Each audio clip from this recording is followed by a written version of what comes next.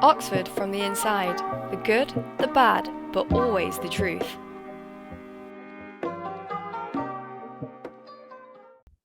Hey guys, welcome to Oxford from the Inside, the good, the bad, but always the truth. Today we're joined with Freya. Would you like to introduce yourself? Hi, I'm Freya. I am just about to go into my third year of doing classics at University College. Nice. And so today we're going to be talking about advice for writing a personal statement for classics. So Freya, firstly, what general advice do you have for prospective students writing their personal statement? So one of the things that I find most difficult, and I think most people find the hardest, is it's quite difficult to write about yourself in a way that sells yourself and doesn't sound too cocky. I think a lot of people struggle to tread the line in thinking that they sound very kind of over bold when they're trying to sell themselves, so they end up selling themselves short.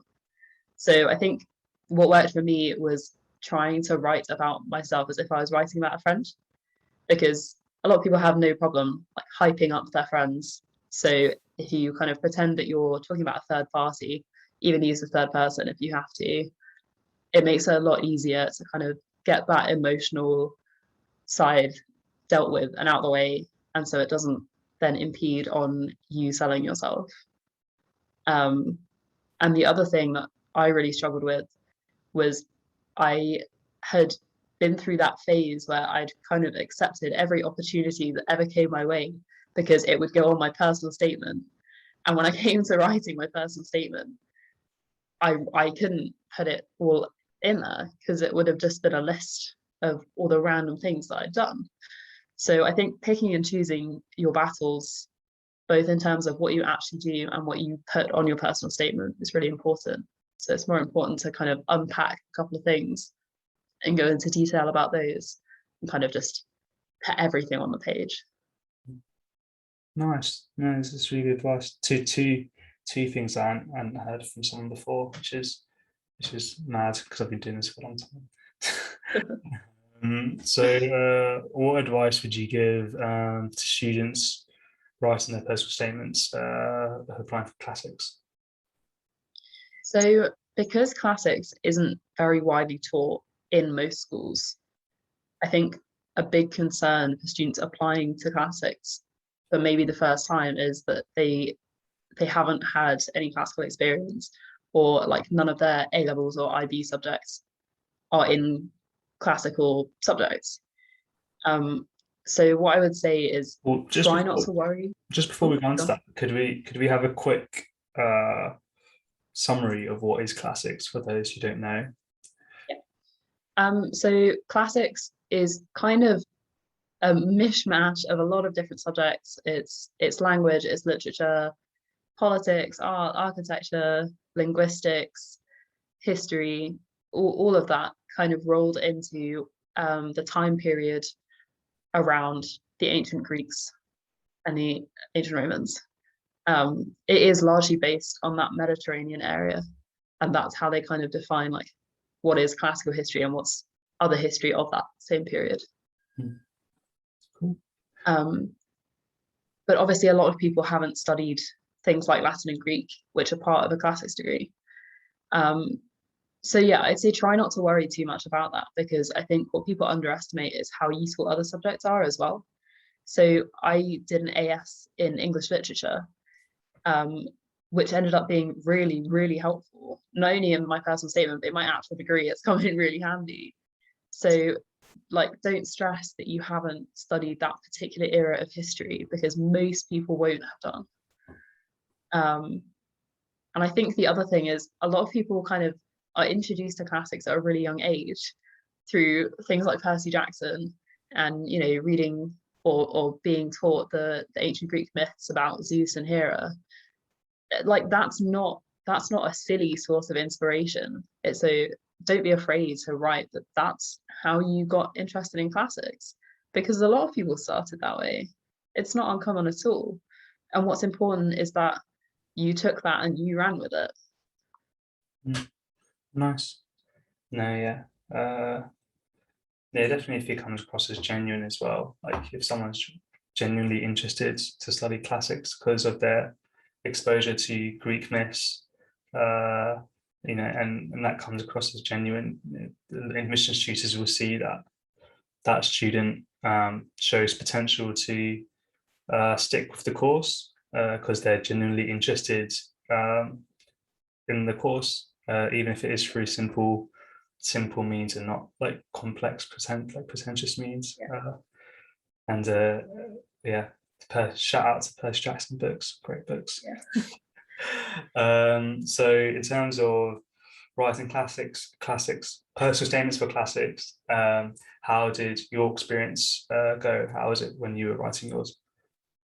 So I wish I'd had this when I was writing mine, because essentially I just had verbal diarrhea on a page. My first draft of my personal statement was probably twice the length that you're allowed to have it. Just everything went on there, all the random things I'd done. If I'd read a single page of a book that was related to classics, it was in there. So I basically just wrote everything down. And then I had to kind of pick and choose what I was going to write about, because I was way over the character limit. And a lot of what I'd written was kind of like, oh, I read this and it was cool. And that was it, which is kind of not very valuable for a personal statement.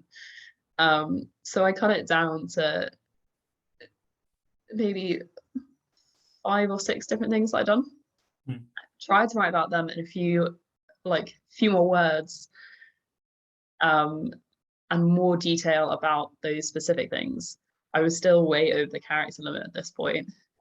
I was very lucky to have a teacher who I sent my personal statement to and said, hey, I think I got some good stuff here, but I need some help getting within the character limit. And he read it and he left me with about 100 words of what I'd written, and kind of said the rest of it is very waffly, and not really showing anything about you that they don't already know. So from there, I kind of started from scratch. I picked 4 things, and I kind of started treating it like an essay about myself. So I kind of had like a little introductory statement about why I was interested in a classics degree, and then I talked about things that I'd done related to linguistics, philosophy, my EPQ, and my work experience. And then after I'd kind of got that solid foundation, it was just a case of kind of redrafting to say what I wanted to say in the best way I could. Nice. It was a process. It took a long time. Didn't sound like it. Yeah, no, yeah, mine was quite similar as well. Getting it into the 4,000 character limit is always, yeah, Yeah. it's a struggle.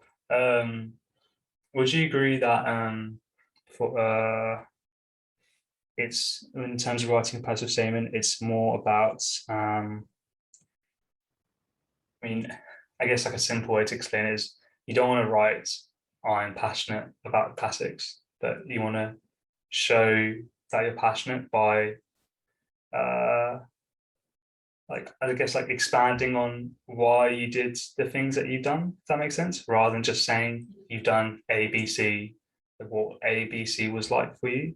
Does that make sense? Yeah, I'd say ironically, a personal statement is all about actions speaking louder than words, because they kind of, if you're applying to somewhere like Oxford, the tutors already know that you're obviously interested in classics and you've probably done some extra research and read some extra books. So they're kind of expecting that already. But what they kind of want to see is like, what did you gain from that experience? And did that prompt you to do anything else? Or did that kind of link to any of your subjects that you are studying in school and things like that? So yeah, you're absolutely right. It's not as useful to just say, oh, I've done X, Y, and Z, but to explain like why you did them and what you learned from them. That's the key thing. I think you raised a really good point about if it prompts you to do something else, because by showing that in your personal statement of like, oh, you found there's like you did this, like Percy Jackson, and then it prompted you to go on to do this, and then how that, and you can like link all your like 5 different points, even though they might be about different things, but by like saying like, oh, your interest like prompted you to go into like this, and that shows how that's like shows the admissions tutors your like personal pathway of like delving into your interest, rather than you saying that you have delved into your interest. And it's quite convincing that you're genuinely passionate, because you've been being prompted and following through your prompts, rather than just saying, as you said, that you've done X, Y, Z. Nice. So in terms of more about the actual bulk matter of the classics personal statement, what possible topics can you think of that prospective students can choose from when writing their classics personal statement? So because classics is such a broad subject, I think there is a lot to choose from, especially if you are studying something like classical civilization at A-level or Latin or philosophy. You will kind of have a little bit of an insight into what is classical and what you can talk about. So I did a philosophy A-level, and we touched on Plato a little bit. So I obviously knew that that was something that I could put in my personal statement. It didn't end up in my personal statement because I didn't like Plato. That's not the point. So I'd say any of the broad areas that you can think of, things that we've already mentioned, like literature, language, history, they're all really good, but try and be a little bit more specific. And that can come from anywhere, really. So if you have like watched any lectures or listened to a podcast or watched a YouTube video, even if you've like watched the Percy Jackson films or Troy, like if you can pick out something specific that you found interesting from one of those and expand on that, that is prime material for a personal statement. But if you watch Troy, the film from like 2004, be warned that it is awful. Don't let Brad Pitt fool you. It's bad. But if you can recognize that it's bad and put that in your personal statement, that's a guaranteed green flag. I really like the Troy film. Am I not versed in the classics world? Am I just uneducated? All I will say is they really just slapped Brad Pitt in the middle of it and said, do what you want. Homer would be crying if he saw Troy. All that. Fair. It's a good film if you don't know the story, and if you like Brad Pitt. But it's not very historically accurate, as it were, mythologically accurate, I guess. There's a couple of other more solid things that you can put in your personal statement as well. Things like if you've done an EPQ that is somehow classically related, that's always a really good shout. But remember that universities aren't allowed to negatively discriminate against you if you haven't done it, because it's completely optional. It's just an extra project. And equally, if you've ever done anything else that's kind of unofficial and ungraded but is still related, put that in as well. Like it's all good for tutors to see that you've kind of taken it upon yourself to do extra work. If you have any kind of work experience, that's always good to put in. I was really lucky. I got to work for a week at the Fitzwilliam Museum in Cambridge, and I got to go and see all around the cast gallery, which is all casts of classical sculptures. So I put that in because I learned a lot from that. And equally, like don't be afraid to put in things that you have learned in classes, because even though you might think, oh, it's a standard curriculum, so obviously everyone is learning the same thing in the same exam board. It's about what you do with that knowledge. So for me, I did an A-level in Latin, and I found not necessarily the language, but the little snippets of like, oh, this word can be translated as X, but it can also mean Y and Z. I found that really interesting, and that's what I talked about in my personal statement. So I talked about linguistics and how I found it really interesting that single words in Latin and Greek could have such kind of broad translations in English. And then obviously you do want to put a little bit at least about what you do outside of school. For Oxford, I was always told no more than about 20%. So I did a little paragraph at the end about playing badminton and being involved in drama in my village, just to kind of round it off and show that you are a real human being. Nice. Yeah, I think they prefer the super curriculars, don't they, as the stuff we've talked about, stuff that you've done that shows that you're interested in the degree that you apply for, rather than that you're grade 8 piano. Unless you're applying for music, which it might help. Yeah. Last question then, or broad topic.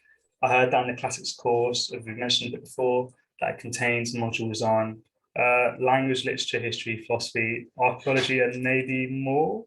And definitely more. Maybe more. Should prospective students, and if so, how do they show their curiosity for all of these facets of the course when you're only limited to 4,000 characters on your personal statement? So I think that is possibly the hardest part about writing a classic specific personal statement, because there is so much to cover and there's so many disciplines that it's kind of not as simple as saying, oh, the history of this period really fascinates me, because it's not just history that you're going to be studying. But as I just said, like, a lot of students won't have studied classics or classical civilizations before. So you're not expected to know everything. That's fine. That's why you're applying for the degree, right? They're not expecting you to know everything that like goes into classics. If you've never done archaeology before, which most people have not, that's fine. Yeah, and obviously for me anyway, I think it's a lot easier for me to talk about things that I'm passionately interested in if I know a little bit about them already. So like, I knew significantly more about Roman history going into my personal statement than I did about Greek history. So I wrote more about Roman history. And it's perfectly valid to put in that I don't know a lot about Greek history, but I'm interested to learn more, rather than trying to kind of feign an interest in something that you don't really know about. And also, as I said before, the tutors know that you're interested in classics because that's what you're applying to study for the next 3 years. So I'd hope you were interested in it. So it's about kind of digging into specifics. Like, if there's one piece of art that you've seen in a museum, you can talk about that and that's fine. And they will know that that's kind of representative of the fact that you like looking at art in museums. Like, I think you have to remember that tutors are like, they are reading into your personal statement. They're not just kind of taking it at face value. So they know that if you're the kind of person who is interested in, I don't know, a specific character in mythology, that you've clearly read some mythology elsewhere and you're interested in mythology as a whole. So I think it's perfectly fine to go into specifics and know that your tutors will see that it's kind of, your personal statement is only a part of the whole. So they know that it's very difficult to fit any decent amount of information to 4,000 characters. It's only one side of A4. So it's kind of a small snippet of the wider things that you're interested in. And if you're really concerned, it is also a good idea maybe to do kind of what I did and do like, okay, I'm going to write about 4 separate things. I want to make sure I cover one of my interests in literature, one of my interests in language, one of my interests in philosophy, and one in archaeology. So that's kind of an easy hack to make sure you really are covering all your bases. But yeah, I would say try not to worry too much about showing an interest in absolutely everything, because you're not expected to, and they will know that the specifics that you're talking about in this very limited space are representative of the broader subjects you're interested in. Nice. It's huge.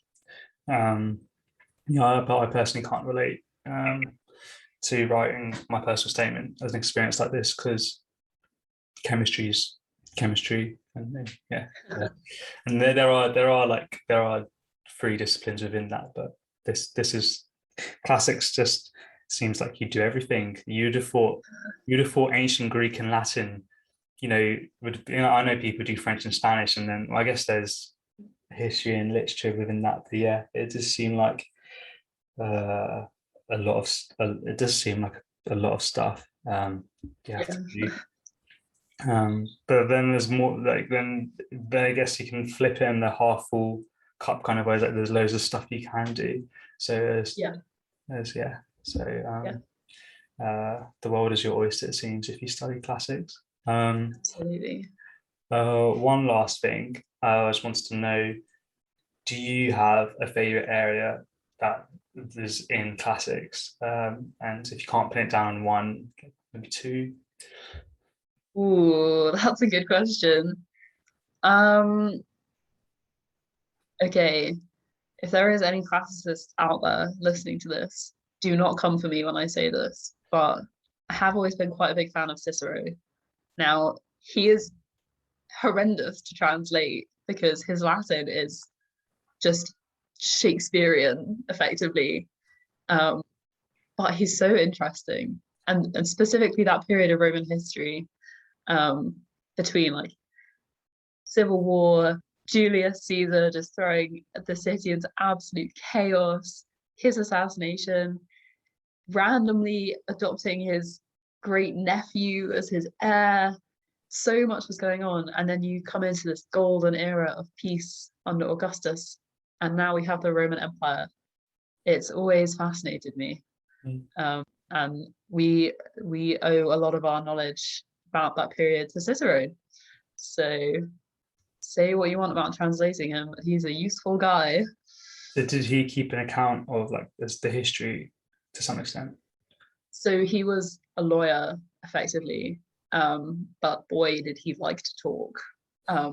So a lot of what he wrote was not relevant to his case, but tells us a lot about what was going on generally. And we also have some of his letters that he wrote to his friends.